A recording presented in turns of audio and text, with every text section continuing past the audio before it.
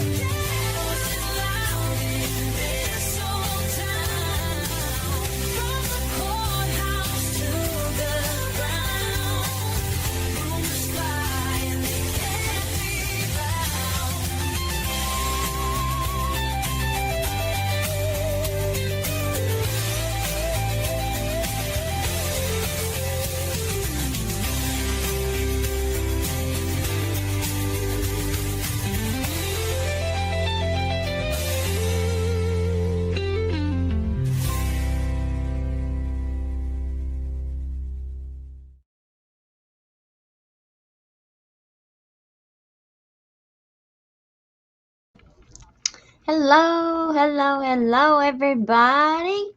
Hey, y'all. How are you? Welcome to the show. We are a little bit late this evening. We had Meet the Calves tonight, and we had my Gregory's in 8th grade and Alan's in 7th. And so they're both on the A and the B team. And so we had that, and they also had Meet the Calves for like our cross country team and the cheerleaders and the dance team and all that good stuff. So we're just a little bit late this evening. But now we're going to talk about something tonight that I've been preparing for quite some time. This is going to be just one of many shows because we're going to be talking about CPS. For those of you who've not been here before, my name is Elizabeth, and this is Hillbilly Crime. We have really been struggling down here in these Appalachian mountains.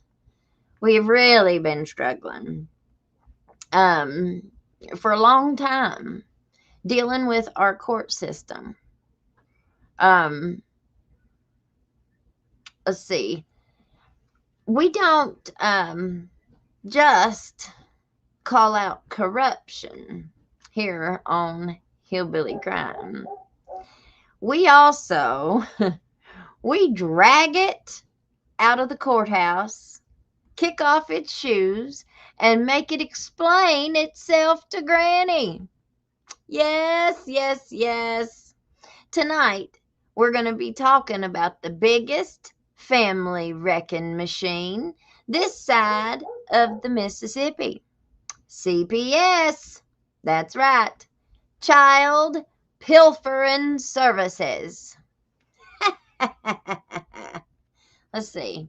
I might have to leave that like that. It's got my light really, really dark, doesn't it? Whenever I turn that off. Well, then let me do it this way.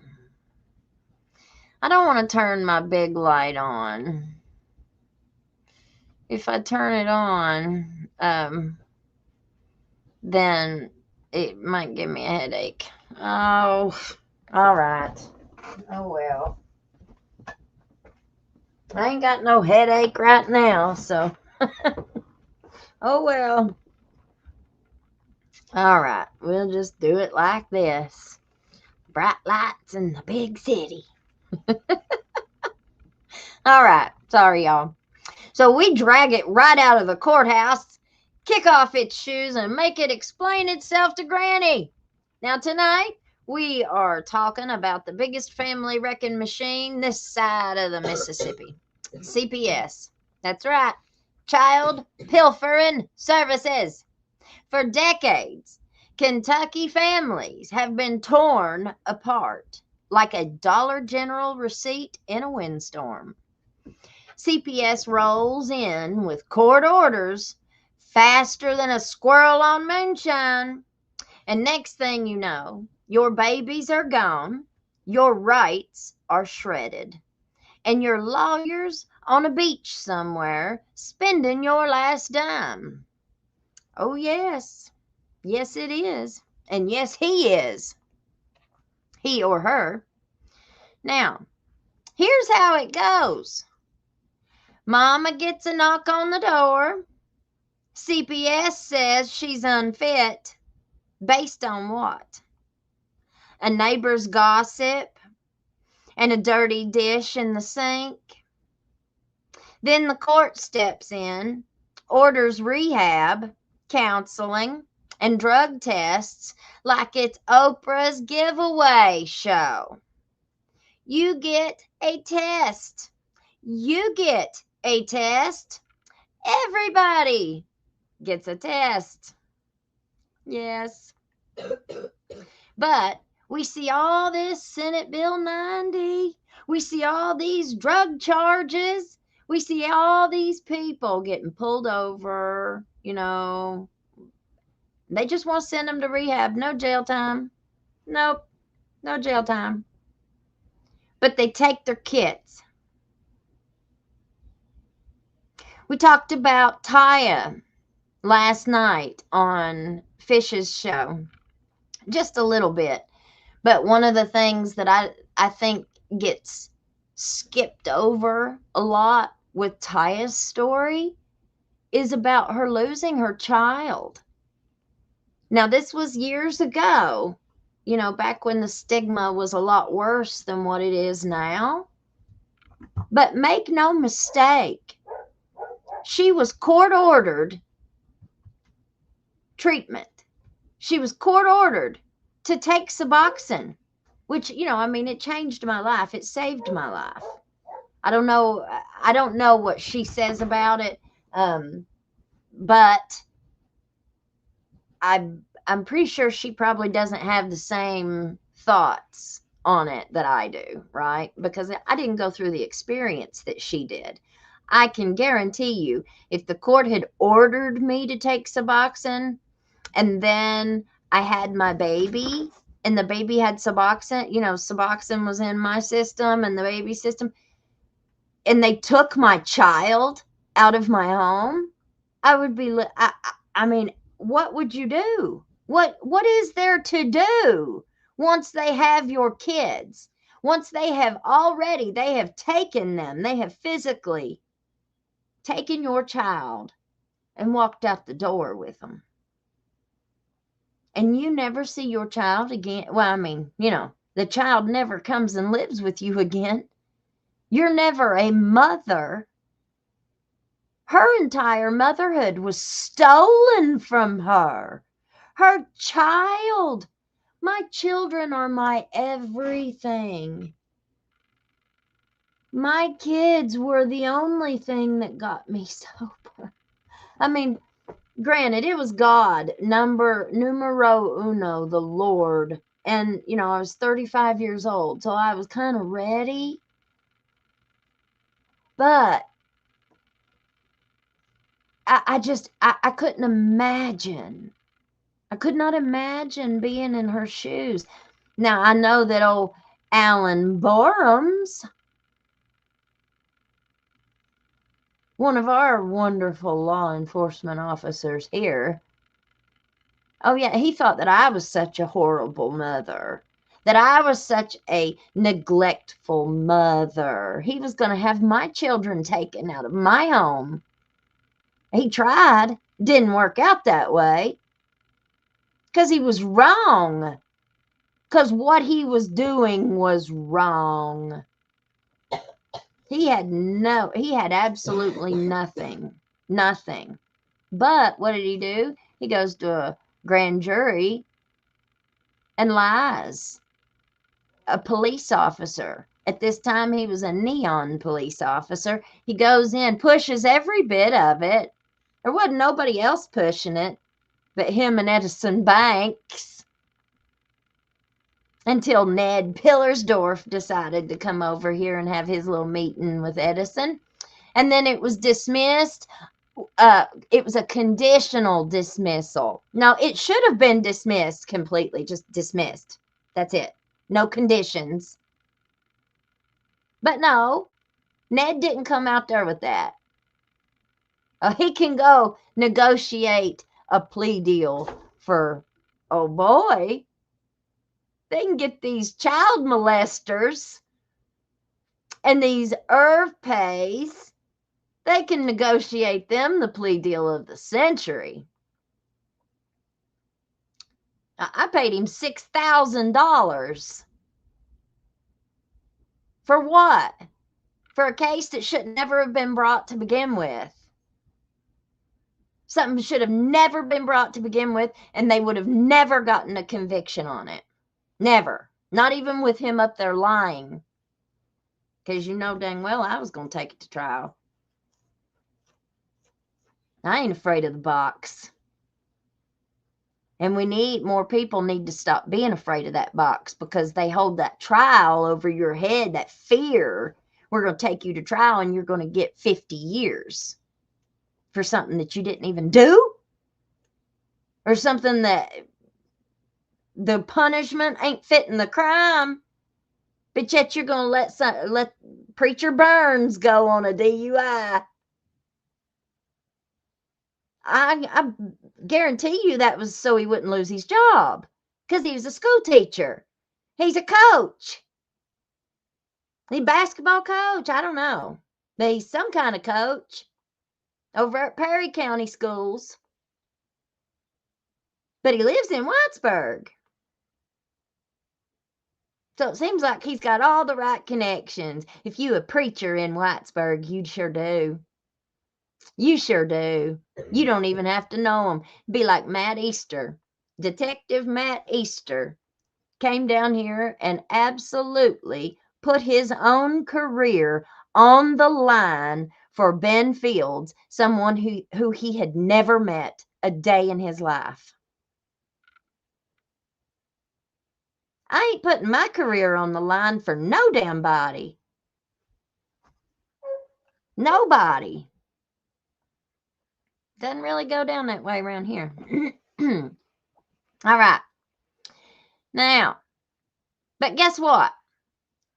We said, here, you get a test, everybody gets a test. But guess what?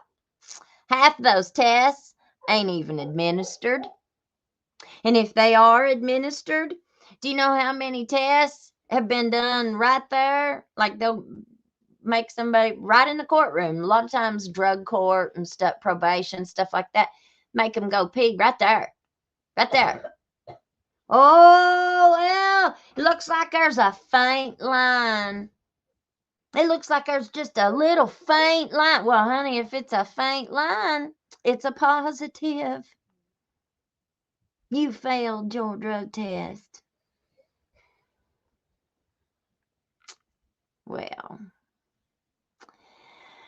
the other half, so half of these tests ain't even administered. The other half billed to Medicaid like they were dipped in gold. And the lawyers, oh, honey, they'll promise the moon, charge you for the stars, and then sit in court like a bump on a log when your life crumbles. Pretend like they don't even know who you are, but yet they knew who you were long enough to take your $10,000. Defense attorneys are scared to speak up. Prosecutors are playing favorites, and judges are handing out rulings like they're passing biscuits at a church potluck. It's a courtroom carousel where the only ones getting dizzy are the families trying to hold on. Now let's talk about the nonprofit hustle. These folks figured out that if you slap a 501c3 label on your operation, you can run a business tax-free. You sure can. You can get all kinds of benefits with a 501c3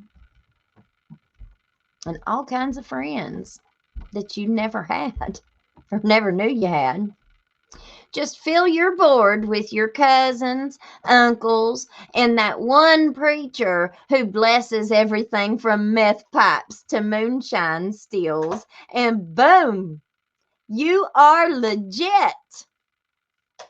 SOAR, shaping our Appalachian region, came in like the Pied Piper of federal funding, teaching folks how to partner up and rake in that grant money like it's fall leaves. But instead of innovation, we got imitation. Let me say that again. But instead of innovation, we got imitation. Copy and paste projects with zero oversight and a whole lot of pocket lining. Gotta line them pockets in silver and gold. Now, these nonprofits are the new moonshine stills, except instead of corn liquor, they're distilling Medicaid dollars. And Eastern Kentucky, it ain't just coal country anymore, baby. It's the white-collar crime capital of the world. We got more scams per square mile than a Vegas poker room. Now, so what do we do?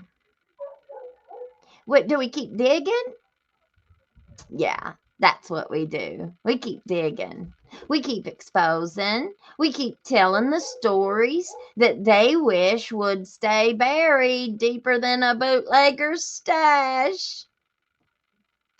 Because if nobody else is going to stand up for these families, then it might as well be me and you and every viewer who's tired of watching good folks get steamrolled by a system built to protect itself. This ain't just a show. This is a movement. This is a holler-born reckoning. And tonight, we lit the fuse. So, grab your pitchforks, your paperwork, and your popcorn. Because hillbilly crime ain't done yet. We're just now getting warmed up. And now we are going to look at a few others. We're going to look at a few SOAR things. Yes. Yes, I have.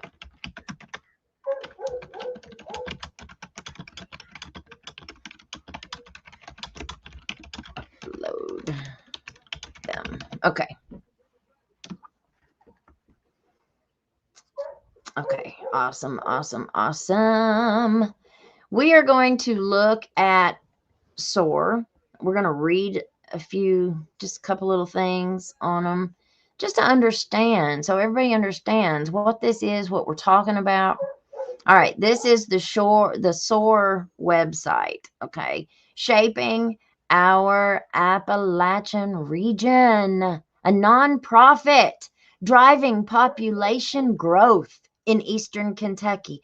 Population growth, because if you live around here, you know how everybody's left. Like there isn't, the population is not here anymore. We don't even have enough kids at our school to have a football team, if that tells you anything. And Jenkins used to be a huge, not just here, Neon was a huge football school. They all were. All of our schools were. Whenever they consolidated our schools, it really hurt us.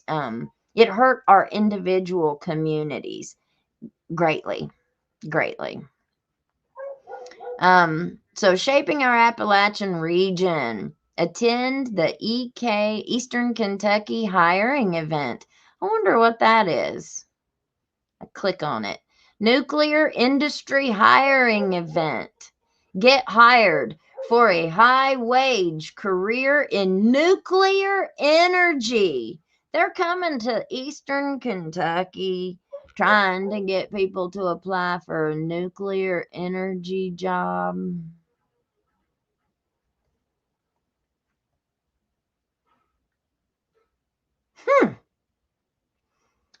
That is so confusing to me. Let me pull these comments out.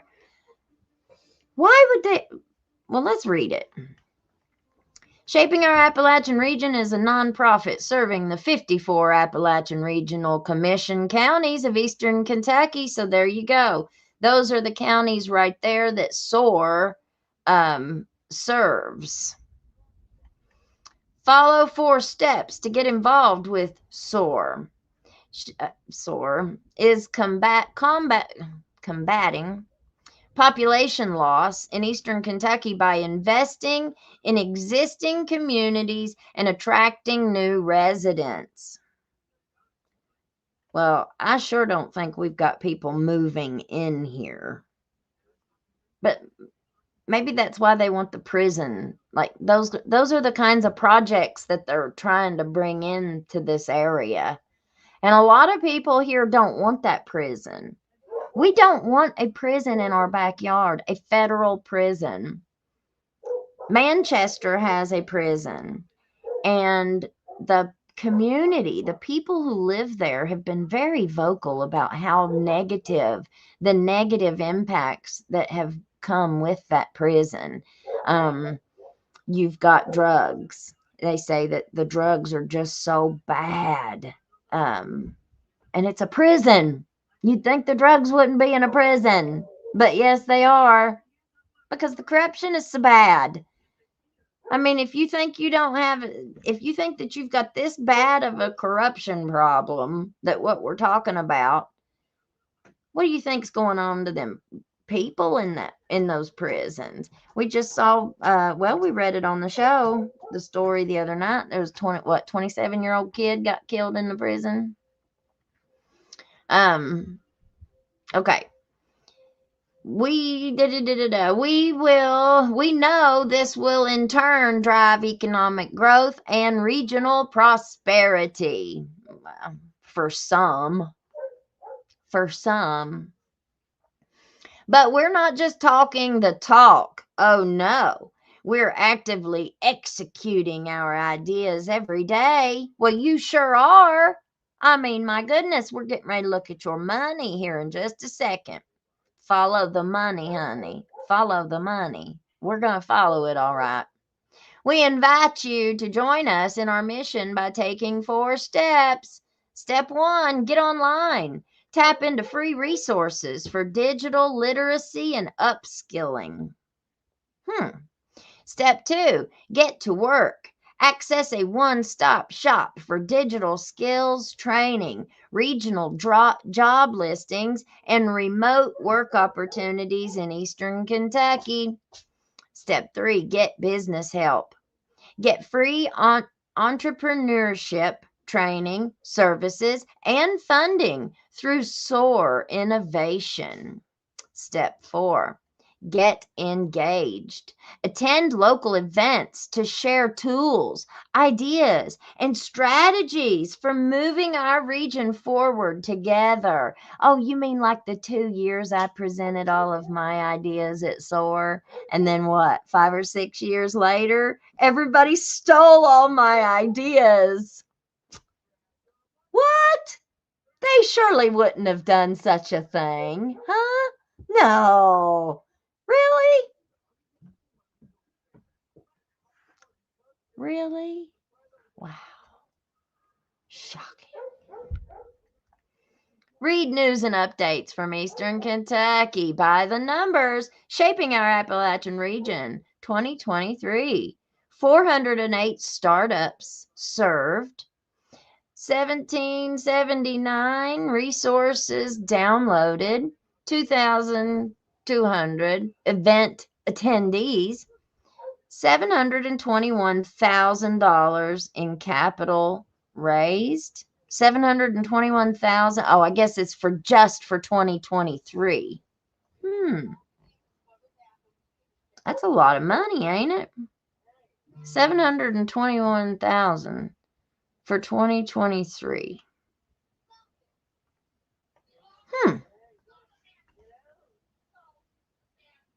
That is, let's see. Well, okay, let's pull that one down and let's put this other one up. Let's share it this way.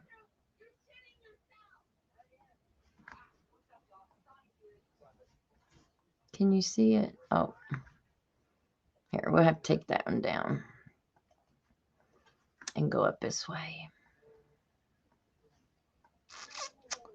Here we go.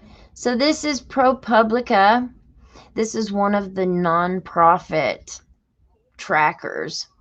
So let's look at 2023, shall we? That's 2024. 2023.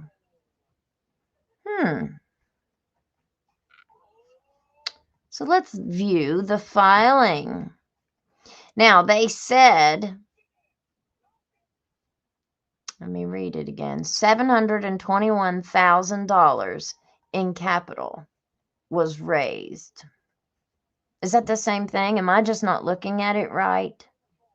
Am I looking at the wrong thing? Can you guys tell me? Anybody that's familiar with this stuff? Contributions and grants. Well, for the year of 2023, it looks like they got $2,578,650 for the current year. That's the grants and the contributions. Program service revenue, $244,000. That's all the revenue you took in when our governor's handing you $40 million checks for donations. You see how this is a nonprofit? And I've noticed that a lot of these little nonprofits, the ones that that SOAR encouraged to put them together, well, like we have a local lady, and maybe her intentions were, pretty, I don't know. Who knows? I have no idea.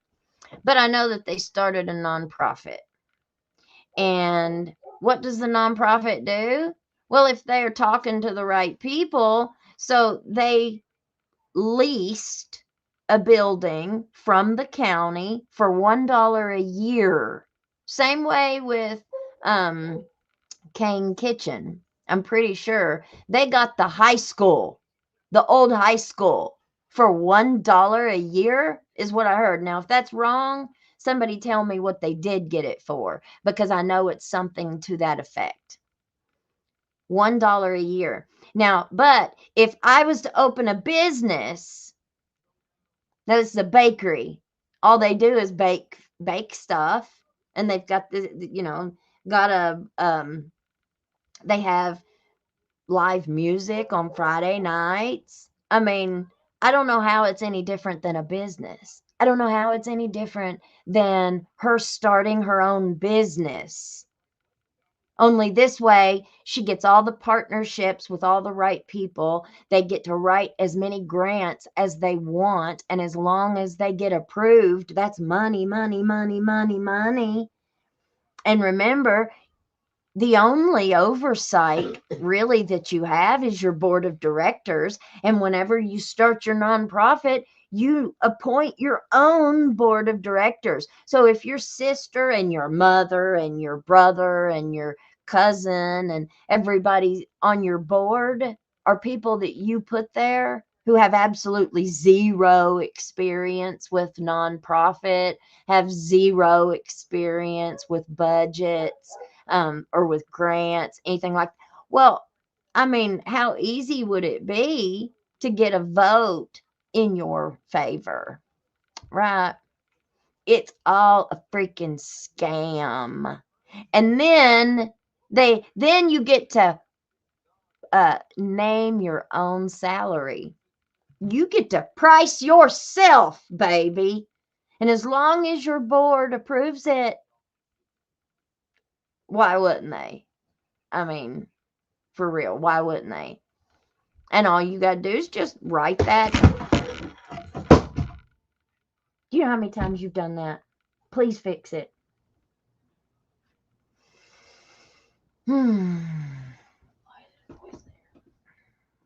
because it has to be there. It's the only place that I can put it. Ugh. They've all broke. I mean, it's the only one I got left.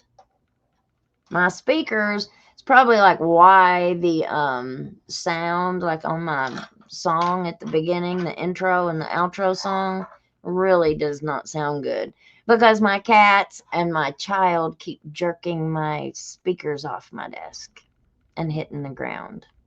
So they have blown all to pieces. So they sound like crap. They're all busted and blown, and I don't even remember what I was saying now, guys. I'm sorry. Ow. Just put it up, please.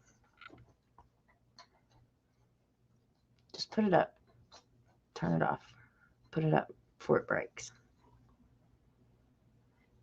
Just hit that button on the bottom. That one. Yeah. Just. Thank you. Yeah, there we go.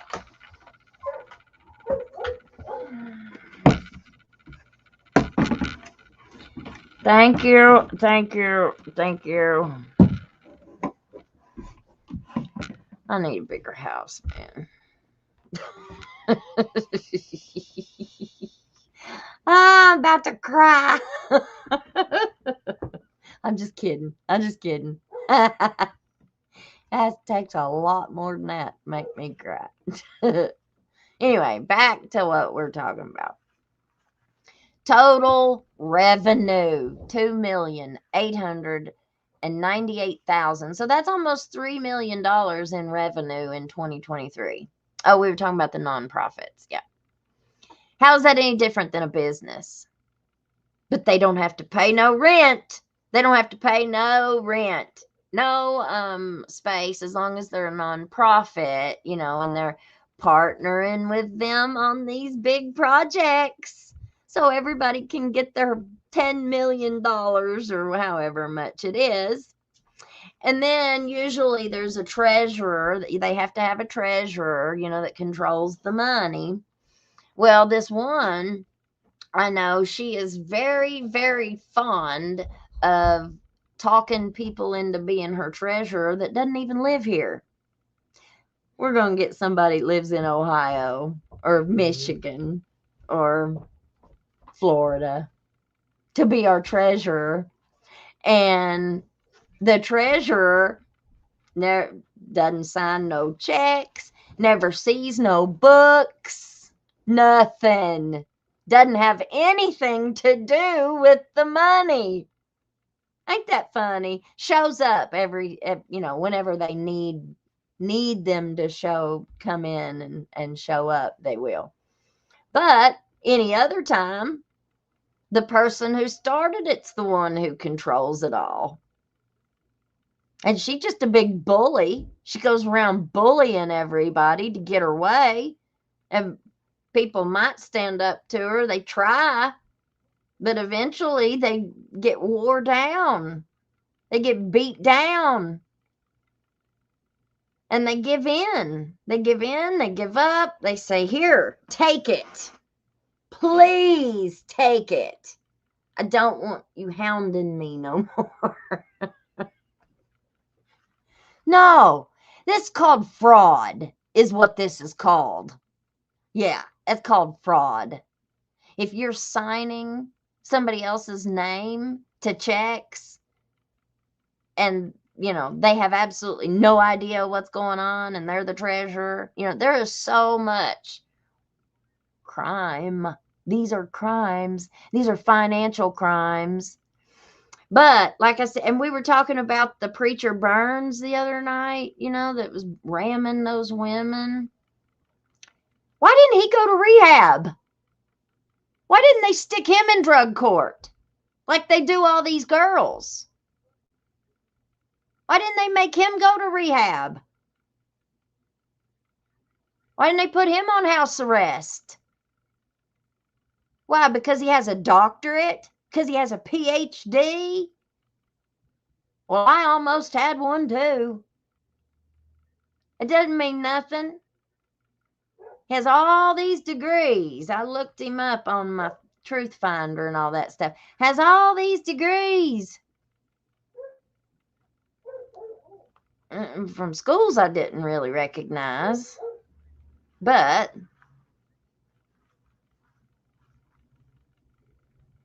I mean, what's so special? And then found out he used to teach at LCC. He used to teach at Whitesburg. Well, Whitesburg's the school that's got all the bigwigs. It's where you got Jamie Hatton, our prosecutor. You got all the people who live in Whitesburg and work in Whitesburg at the courthouse. Most of them and their kids go to Whitesburg. So, they have full control over Whitesburg. Jenkins and Neon. And then you've got Letcher. You've got a few other little schools. But Whitesburg is the rich school. That's the big LCC. That's one old mayor of Whitesburg, beauty queen. Gold digger mayor. Maybe that's what I'll have on my cartoon. Mayor Gold Digger. I gotta come up with a Mayor Gold Digger sketch. Anyway, so I reckon they got turned down. All this money from the floods, all this money was they were trying to get money to do the football field. I don't know if they already did redo the football field and they were trying to get reimbursed by it. I was told that they used money they were not allowed to use. I don't know if this is true or not. It could be just a big old bunch of BS. I don't know. Okay, so I'm telling you that now. I don't know. But I heard that they used money that they were not supposed to use on fixing the football field. Now, I mean, priorities, y'all, priorities. But then they tried to turn in like $3 million into FEMA for the football field, and it got denied. I heard that my beauty queen mayor thought for sure, allegedly, that she had that money. That was like a done deal, and turned out it wasn't a done deal. I don't know whatever happened to that. Does anybody know whatever happened with the football field thing in Whitesburg? I don't know. A lot of people don't care about this stuff. You see, our numbers are very small tonight. People don't care about this stuff. This is the boring numbers game that people don't want. They want the microwave, fast, fast, fast. They don't like to follow this money stuff because it takes a lot of time. It's very time consuming. It's very boring. And it's hard. It's hard to follow this money. It's no wonder there ain't no investigation. Or, well, there ain't nobody trying to find out anything. They're trying to bury it. And they're trying to dissuade any of us from finding any of this stuff. They're not going to help us. They're not going to help us. And I got, I've thought more and more about Lila's video last night about what she said about, this is my friend Ashley, and anybody that's got any information, you need to send it to Joel Cotton, and da-da-da. Joel Cotton is an investigator. Yes, he is. He is on the up and up. Yes, he is. But he's the investigator for the Bartleys, for Jeremy and Carrie Bartley, who are representing Mickey Steins. He is their investigator. So let me explain a little something. Carrie and Jeremy Bartley are representing Mickey Steins in a murder case. Their only goal and their job is to get him, get the best deal that they can for Mickey Steins. Their job is not to investigate corruption in Letcher County. Joel Cotton's job is not to investigate the corruption in Letcher County. Now, if there was something that would be in Mickey's benefit, if it would somehow help Mickey in this trial, now they would be interested in that. But don't get it twisted. I just thought that was very funny that she'd be like, anybody that's got any information about corruption, you're so worried about corruption, send it to our buddy Joel, because he's the real deal. Yes, he is the real deal. He's not a fake investigator. But why don't you tell him who he is then? Don't pretend like he's this investigator that's investigating the corruption in Letcher County and that he has any authority whatsoever to do anything about it. All of this information that has gone to him, where's it went? Where's it gone? Do you know any of it? No, none of us do. And we never will. They're hoarding up all of that information to help Mickey in his trial. It's not to come into Letcher County and help you. It's not to help your sister who was a victim of sexual abuse down at the jail. Don't get that twisted. None of that's going to come out unless they do it some other way. I mean, what are they going to do? I mean, he could take it and give it to the feds. Well, what difference is it coming from him or coming from the victims themselves? Because all of these victims have already sent it to the feds. They've already sent it. Yeah, I know he's investigating the corruption, but where's he going with it? What's he doing with it? Okay. Where's it going? What's it doing with it? They're representing Mickey Steins. Don't get that twisted. Don't get that twisted. They are the attorneys for Mickey Steins. They're not nobody else's attorneys. They are Mickey Steins' attorneys.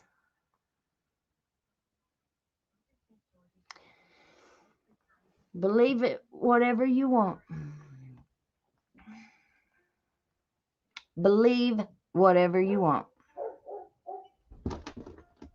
But I know that I haven't seen any of it come out. Have you?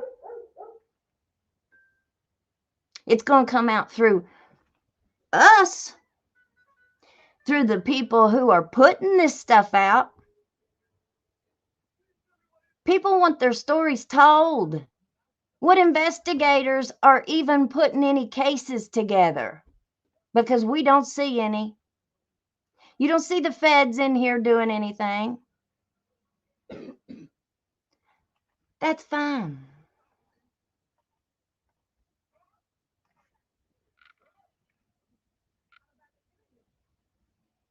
I don't see anybody doing anything.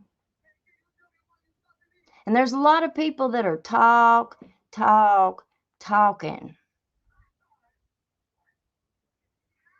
But I don't see no actions. I don't see no action.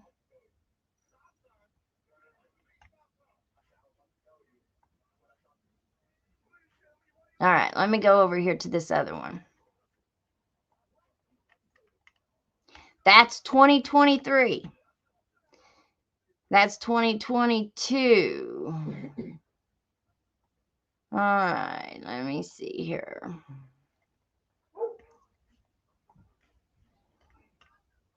That's 2023. Let's go to 2024. Let's view this filing.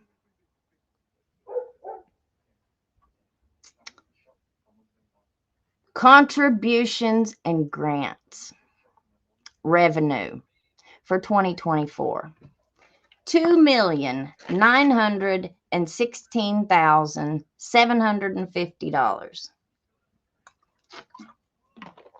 For 2024, the prior year, we done looked at that for 2023, $2,578,000. And the revenue, program service revenue for 24, $361,000. I mean, I don't know. I'm not a business person. I don't know numbers like that. Is $361,000? Does that seem proportional? I guess it probably is. Contributions and grants. So you got $3 million in contributions and grants, but your program revenue was only $350,000.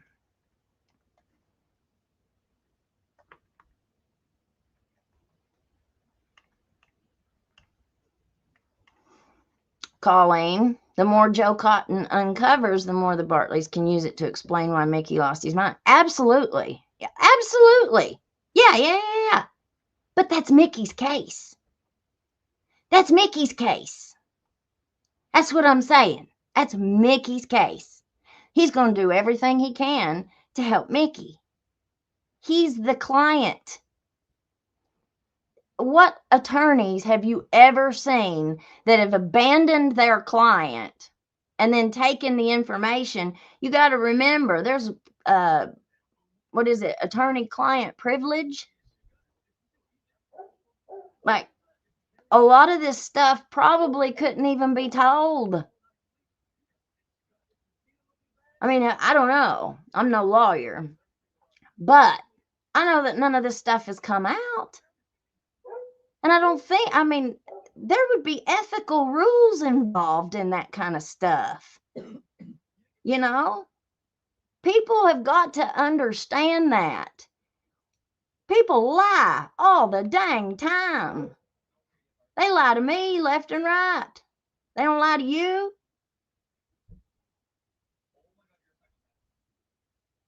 We just have to see. I mean, we're just going to have to wait and see. I can say whatever the hell I want to say, you know, just like you can. You can say whatever you want to say. If you have an opinion, if you have a thought, not everybody's going to agree with everything that we say. You don't have to agree with everything that I think. I don't have to agree with everything that you think. That's the whole part of the freedom of speech. We can all look at this information.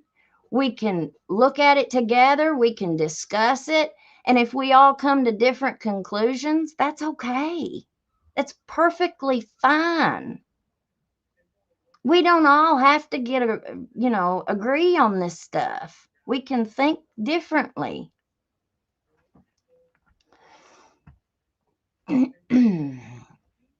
All right.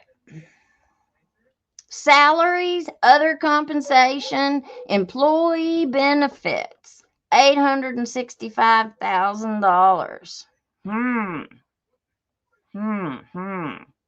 Other expenses, $2,274,636.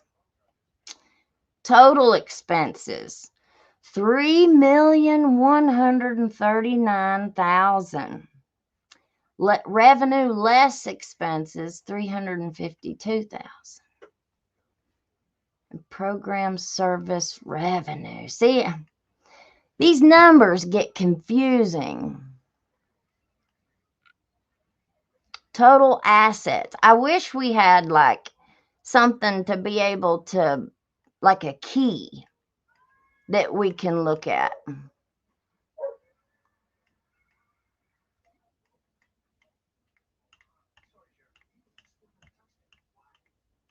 What kind of programs and program services did they provide? See, I want to see those kinds of details. I want to see those kinds of details.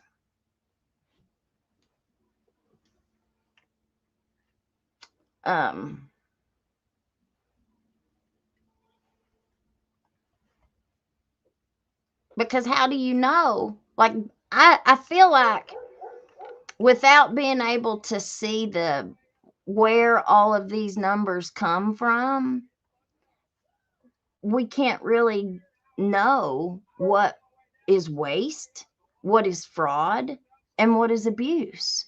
If you don't have the line items, the actual details. Like, I want to see the budget. There has to be some way that you can see that, because these are nonprofits. There has to be a way to be able to see that. I wonder if you would send is it public records?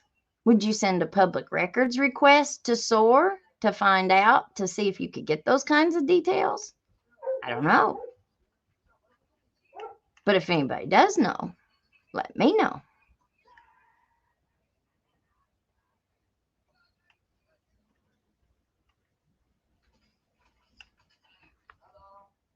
All right. Well, I just put somebody in timeout a few minutes ago because I didn't feel like they were being very respectful.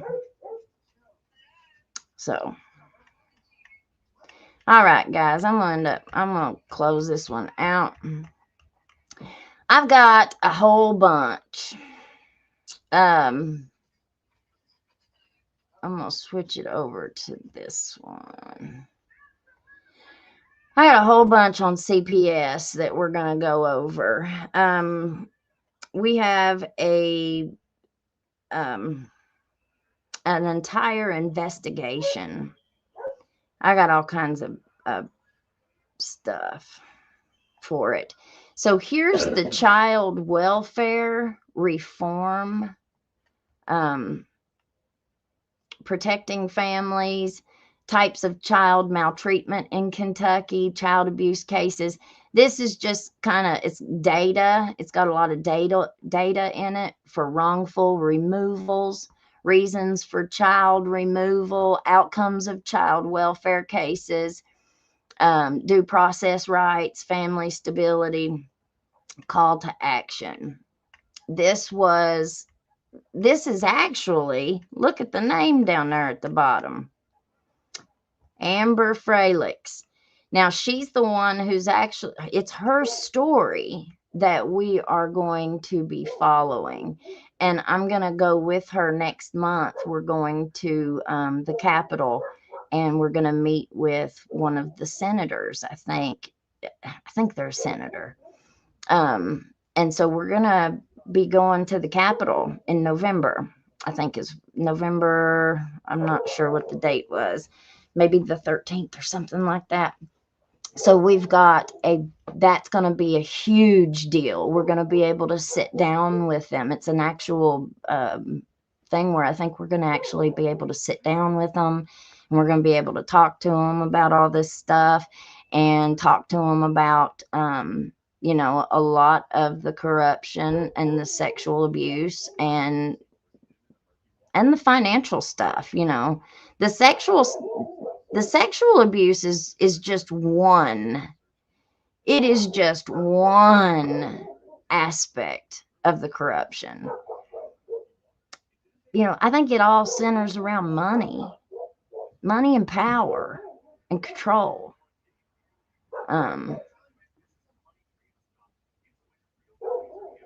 You know,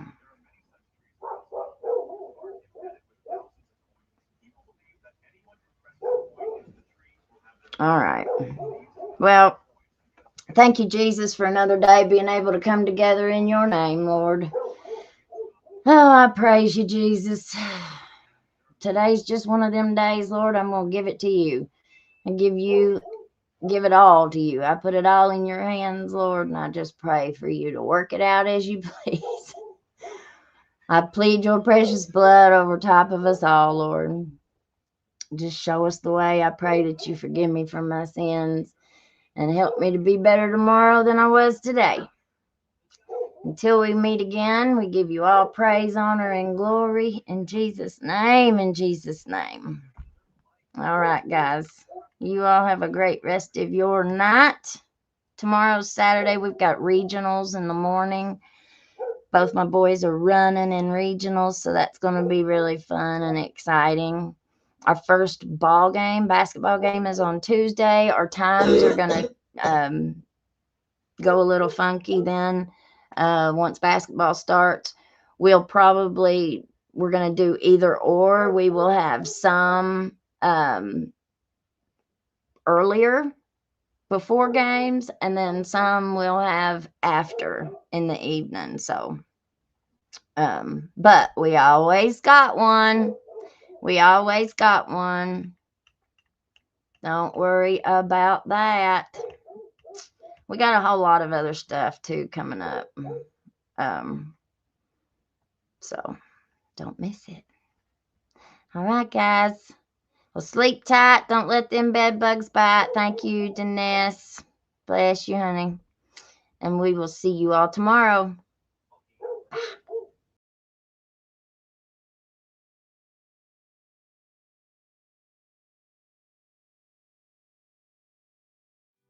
Can't hide from hillbilly crime. You can't hide from hillbilly crime. You may not know that there's a crew in town. The head hillbillies are making their rounds. Small town whispers loud and clear. The sheriff shot the judge in his chambers chair. Sheriff got a secret he won't keep. Judge shot dead in his disbelief.